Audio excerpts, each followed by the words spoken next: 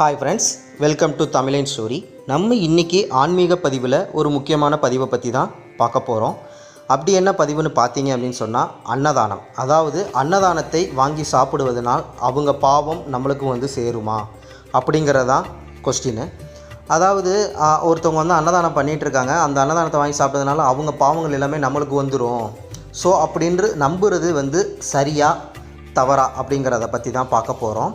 அதாவது ஆன்மீகத்தில் எந்த ஒரு சாஸ்திரங்களையும் இப்படி சொல்லவே படலை. அதாவது ஒருவர் தானம் செய்யும் உணவை வாங்கி சாப்பிடுவதன் மூலம் அவர்கள் பாவம் நம்மை சேரும் அப்படிங்கிறது எந்த ஒரு சாஸ்திரத்திலையும் சொல்லப்படலை. அதே போல் அவர்கள் கர்ம வினைகளை நமக்கு விடும் அப்படிங்கிற எந்த ஒரு சாஸ்திரத்திலையும் சொல்லப்படலை.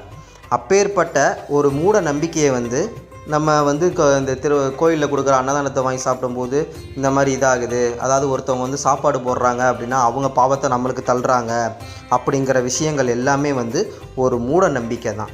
ஒரு யாசகம் அப்படிங்கிறது நீங்கள் பார்த்தீங்க அப்படின்னு சொன்னால் மடாதிபதிகள்லாம் இருந்திருப்பாங்க. மடாதிபதிகள்லாம் என்ன பண்ணுவாங்க அப்படின்னா புரட்டாசி மாதத்துலேயும் சரி இல்லை எதுவுமே சரி யாசகம் பெற்று, அதாவது யாசகம்னா பிச்சை எடுத்து அதில் கிடைக்கிற அரிசி பருப்பை வச்சு தான் சமைச்சு அன்றாட சாப்பாடே சாப்பிடுவாங்களாம்.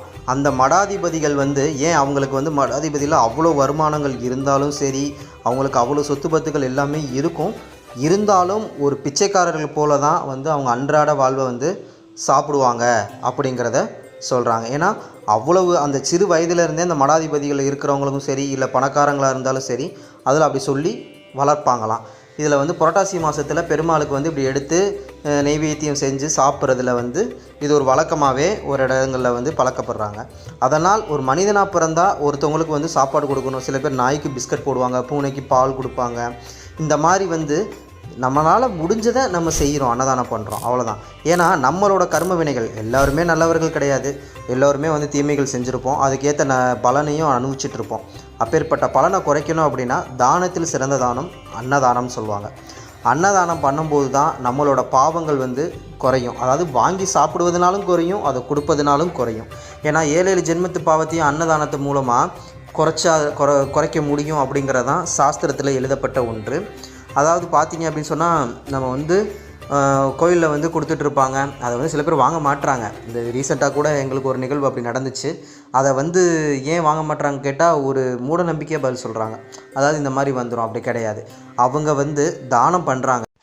ஹாய், இவங்க ஹெச்எல் ப்ரொமோட்டர்ஸ் மதுரை. இவங்க வீடு மற்றும் நிலம் வாங்குவதற்கும் விற்பதற்கும் ஹெல்ப் பண்ணிகிட்ருக்காங்க. அதாவது நிலம் வீடு எல்லாமே பட்ஜெட்டாகவும் கிடைக்கும்.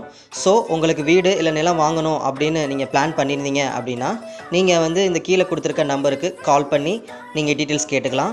அந்த சாப்பாடு மனிதனுக்கு தேவையானதே உணவு. அந்த சாப்பாடை கொடுக்குறாங்க, அதை நம்ம வாங்கி சாப்பிட்றோம். அதை சாப்பிடும்போது நம்மளோட கர்ம வினைகளும் குறையுது, அவங்களுக்கும் கர்ம வினைகள் குறையுது. ஏன்? அவங்க தானம் பண்ணிடுறாங்க, நம்ம அதை கையில் வாங்கிடுறோம். அந்த சாப்பாடை நம்ம சாப்பிட்றோம்.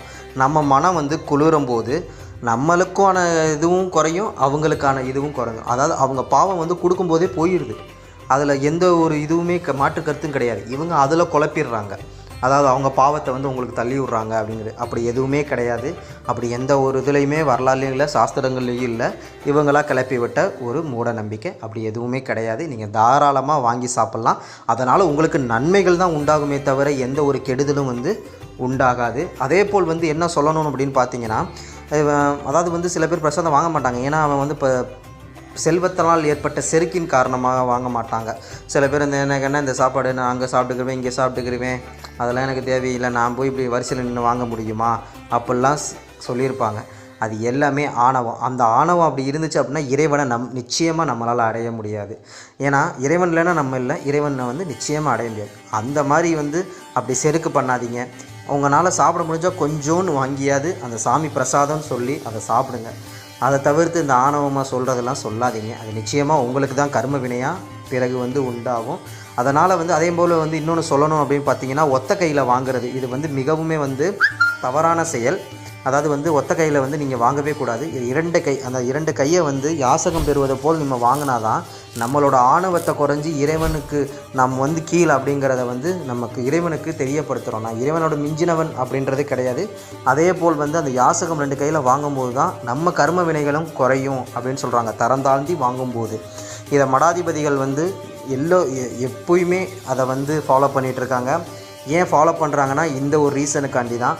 அவங்க அதாவது தெரிஞ்சும் தெரியாமலும் செஞ்சுருந்தா கூட அதை மன்னிக்கும்படிக்கு தான் இறைவனோட யாசகம் பெற்று இந்த மாதிரி பண்ணிகிட்டு இருக்காங்க. ஸோ இந்த மாதிரி பண்ணாதீங்க. நிச்சயம் உங்களுக்கு நன்மையை தான் தரும். அதே மாதிரி சாப்பாடையும் வேஸ்ட் பண்ணாதீங்க. பிடிச்சிருந்தா லைக் பண்ணுங்கள், ஷேர் பண்ணுங்கள், கமெண்ட் பண்ணுங்கள். மற்றும் ஒரு ஆன்மீக பதிவில் சந்திக்கிறோம்.